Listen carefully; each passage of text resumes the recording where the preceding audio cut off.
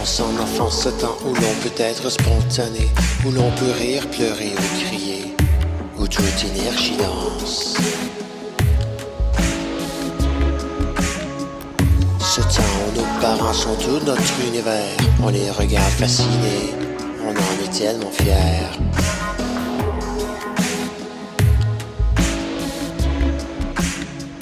De l'enfant en sort l'adolescent qui ne sait pas qui il est, qui ne sait pas quoi devenir au travers de ce qui lui est imposé. École tâche à la maison, amis mauvais ou bons, comment faire les tri en se tenant loin de l'intimidation. S'habiller comme ses amis pour éviter d'être rejet, avec les mêmes choses qu'eux pour ne pas se faire dire qu'on est laid. On s'entend que l'enfant de naturelle expression est maintenant disparu sous une montagne de pression.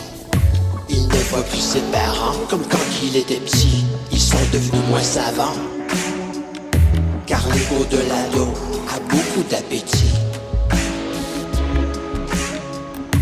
Il ne voit plus ses parents comme quand il était petit.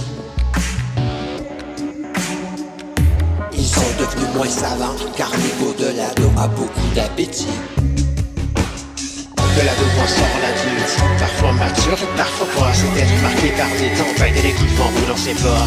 Les plus spontanés doivent calculer tout geste pour ne pas payer le prix d'un choix maladroit ou de tomber sur les fesses. Il ne peut pas rire trop fort, il doit pleurer en silence ou seulement un silement de larmes devant ses proches de confiance. C'est rendu qu'on pense pendant qu'on fait autre chose. C'est rendu compte des choses que l'on ne ressent même pas, c'est de la merde chaude.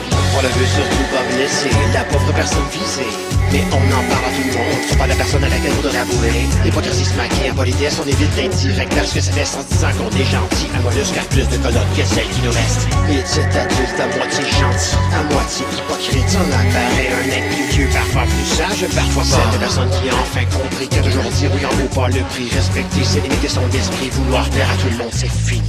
Ses capacités ont diminué, ses pas sont plus courts, mais au moins il est moins loué, car il est libéré des vautours. On est entier puis on grandit dans la division entre nos pensées et nos actions. On y reste pris un certain temps et vient le moment où l'authenticité revient au galop. Il n'est jamais trop tard pour retourner d'où l'on vient, frère.